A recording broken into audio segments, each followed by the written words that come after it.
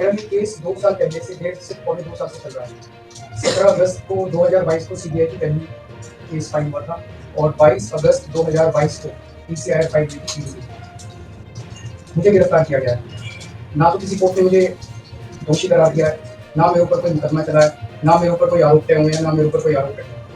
अभी तक इस केस में सीबीआई 31,000 पेज फाइल कर चुकी है कोर्ट में और 294 विटनेसेस को एग्जामिन कर चुकी है।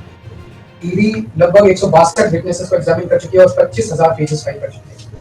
इन सारे विटनेसेस और सारे कागजों को मिला के मुझे क्यों गिरफ्तार किया गया है? मेरा नाम सीधे सीधे 4 स्टेटमेंट्स में आता है, वो मैं आपके सामने रखने की ज्यादा चाह रहा हूँ। तो मेरा चार्ज क्या आता है? पहला, सी अरविंद मनीष सिसोदिया जी के सेक्रेटरी थे।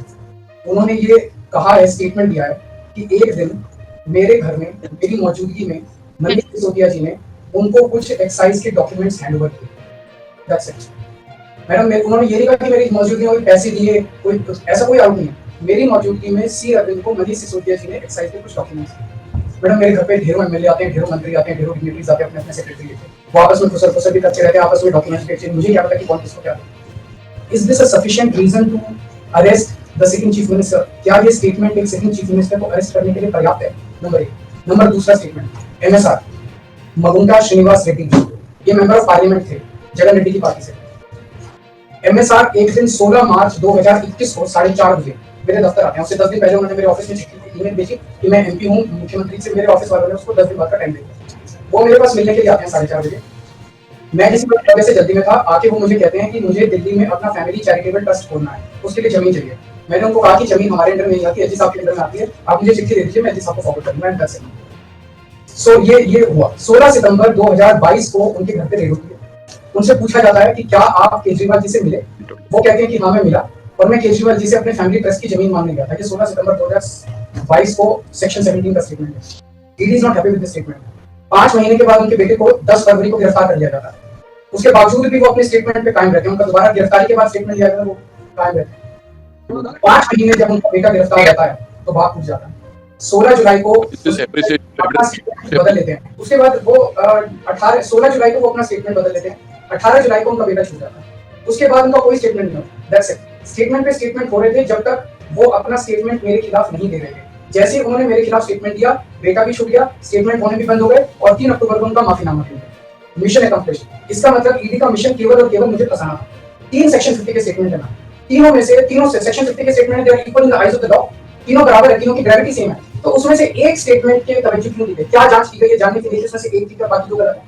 जो 25,000 पेज ईडी ने फाइल किए हैं कोर्ट के अंदर, उन 25,000 में जो केजरीवाल के खिलाफ वाला स्टेटमेंट है केवल वो लगाया गया, बाकी दोनों स्टेटमेंट दबा दी गई। क्यों मैम?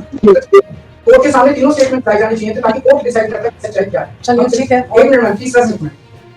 तीसरा स्टेटमेंट है उनके बेटे का, राघव मगुंटा से 16 सितंबर को उसके घर पे जब रेड होती है, उनसे स्टेटमेंट लेते हैं कि says whatever his father had said. उसके बाद 10 फरवरी को उनको अरेस्ट किया जाता है। उसके बाद उनके 5 स्टेटमेंट्स होते हैं। 5 स्टेटमेंट्स में वो वही बोलते हैं जो पहले बोला।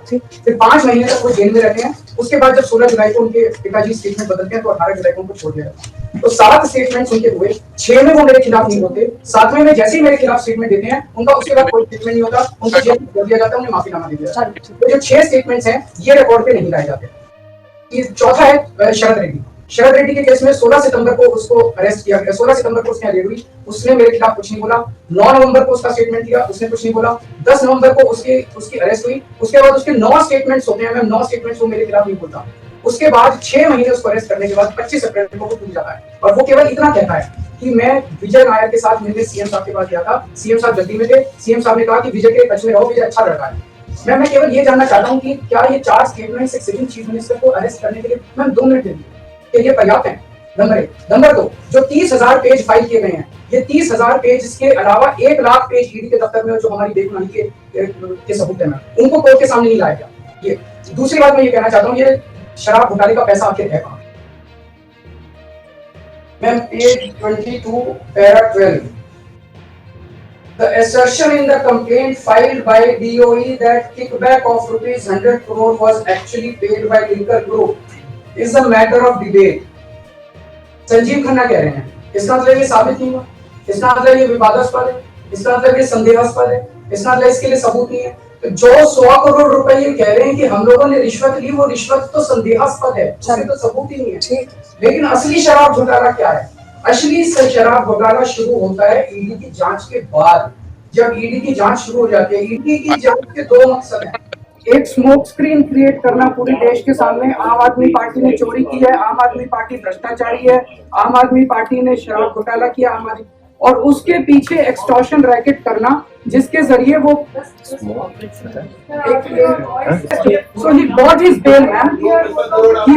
He bought his bail. Now the money trail is clearly established. Money trail is clearly established. Ma'am, just last 1 minute. Last 1 minute. The money trail is established, ma'am. उसने अपनी बेल अरेस्ट होने के बाद 55 करोड़ रुपए का चंदा बीजेपी को दिया, बीजेपी के अकाउंट में सीधा गया। मनी ट्रेल इज एस्टैब्लिश्ड, और यही पूरी जांच का मकसद था। एक तरफ आम आदमी पार्टी को क्रश करना, एक स्मोक स्क्रीन क्रिएट करना, भ्रम का पर्दा, और पीछे से एक्सटॉर्शन करना।